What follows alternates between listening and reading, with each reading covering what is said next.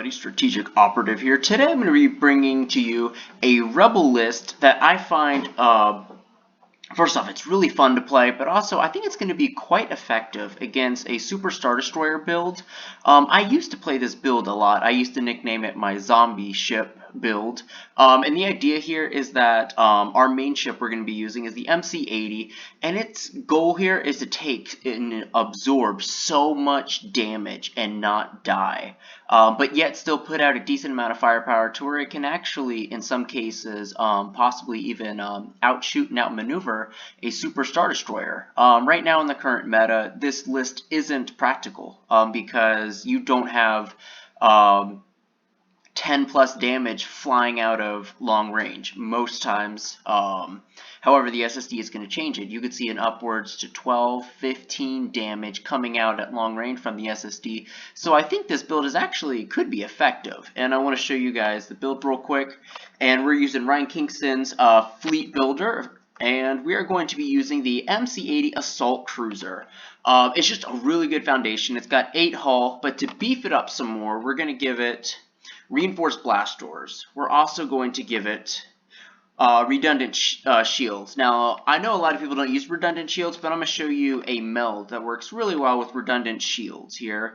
And we're going to be using our Pelta, modified Pelta class command ship, and we are going to give him shields to maximum, of course, with Admiral Akbar, because we want to go offensive as well as defense. Now, right now, we see redundant shields and shields to maximum.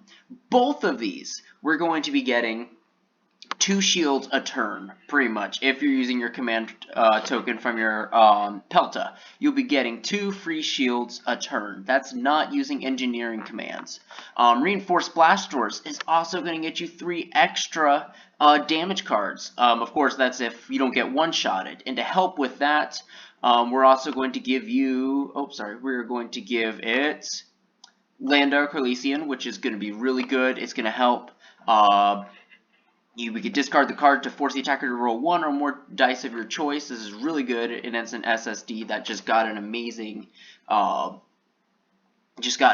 dice throw. We're going to put engine text on here because we're not really going to be running nav. We're going to be running engineering because this thing is made to go head-to-head with the SSD. Of course, you're trying to outmaneuver to hit its flanks. You don't want to stick in the SSD's front arc. It doesn't matter how well you are, you don't want to stick in the front arc. But we do want to give it some... we were going to do a quad turbo laser cannons, and we're also going to give it the Defiance title while attacking a ship that has already activated this round. Add 1 die of any color to your attack pool. So the way it is right now is you have 4 long range. We can also, with Defiance, possibly get 5. If you're running Concentrate Fire, you could get 6, though you're going to have to really play your command tokens really strategic this game. Also getting quad turbo laser cannons, you could even get 7 dice, which is really good, especially for, an MC-80, a rebel ship that's flinging out 7 dice, and we're going to add Admiral Akbar, bringing it to 9 red dice out of the side arcs. That is really good. That is really strong, even our current meta. The only problem is most of the ship is built on surviving, taking huge blasts. Squadrons are going to tear through this apart, so we need to give it some squadron help. But before we give it some escorts, I want to add a flotilla real quick, GR-75, medium transport. And there are 2 things I want to give it. Of course, Bright Hope, we want it to last just a little bit longer, and we're going to give it repair cruise. The goal is to park the GR-75 right behind, probably distance 4 of the MC-80, and as the MC-80 is tagging along, taking damage, every turn you're going to be able to repair a damage card off the MC-80. You're going to have reinforced blast doors as well to cover 3 more damage cards. Every turn you're going to be getting 2 shields. If you're running engineer, that's 2 more shields. That's 4 shields and possibly 4 damage cards you could get taken off of you, and a free reroll of your opponent's dice. That is really good. This is a really good combo. And of course, we're going to give it some escorts right now. Squadron-wise, we definitely want to go... Medium, we don't want to do too much because we're only running 3 ships, and primarily you only want one of those ships in battle, and its command value is 4, but we're going to try putting some rogues in here just to help out. We're going to give it Luke Skywalker to really punch through shields of any ship that dares getting close. You're going to need him for the SSD as it is. Also, let's see, where is he? We want Wedge Atlas. I think he's down here. Let's see. Yeah, okay, we want Wedge Atlas. Really going to be helpful against squadrons that have already activated. You're going to be able to attack with 6 blue dice. It's really nasty, and if you place him correctly, he's going to protect your other squadrons. We're going to put Shara Bay. Beautiful counter, beautiful abilities. Just really melds well with almost any squadron build you come across. We're also going to give it Tycho, which Tycho and Shara Bay really do well together. For the rest of them, since we want 6, I want to put E-Wings in. The reason why I want to put E-Wings is, first off, they're bomber. They're for only 15 points. They move at a 4. They have 5 hull. And they're snipe 3. You can attack squadrons at distance 2 with an anti-squadron armament of 3 blue dice. This attack ignores the counter keyword. So these are great to send in against rogues that have counter, or an opponent Shara Bay or Tycho or any other ability that ships can give squadrons for counter. And this only puts you to 384. So you could even do a little bit more squads. You can beef up your ships a little bit more. What I would even do is I would even put protection experts on your Pelta, because if your Pelta's in the back corner, keep them within distance 5 of the MC-80. Guess what? That is 2 more shields you could just pass on to the MC-80. And the example I want to give you with the MC-80 on how survivor, pretty much how zombie-like it is. If you're going up against an SSD at long range, now typically I think I ran the numbers, and estimately you're likely to get anywhere from 10 to 8 hits at long range from the SSD, depending on what control of your dice you have. However, it's somebody who's playing with accuracies a lot. For this example, we'll say somebody rolls 8 hits and 3 accuracies against your MC-80 at long range. That's if he's attacking your front or side arcs. You're going to lose all 4 shields because he's going to target both your redirects and your brace. So you're left with your contain.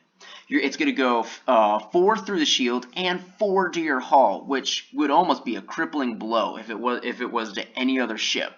However, if you already used Landark Elysian, and you used your contain, or you didn't, but you didn't get a structural damage, what you could play is on the beginning of your next turn, or during the status phase, play your reinforced blast doors. That takes care of 3 off the bat. Then you play your redundant shields. That starts at the status phase. Then you're gonna run your shields to maximum. You get an extra shield there. When your GR75 activates, you're gonna use your engineering token to do repair crews. That takes another damage off. Also, you have projection experts off of your Pelta, and your Pelta can be running engineer just to reheal those shields that it's passing on to you. So essentially, if you were first player and the SSD was the second player and got those shots into you, you were down to 4 hull. By the beginning of your next turn, actually at the end of your turn, if you activated your MC-80 first, you could totally reheal your ship. All shields to maximum. You would have no damage cards. You would even be able to fire 9 dice out of your side arc, and you could maneuver, hopefully, out of that front arc, especially with engine techs. If you're going a speed 2, because you're still more maneuverable than an SSD. This is a really strong build.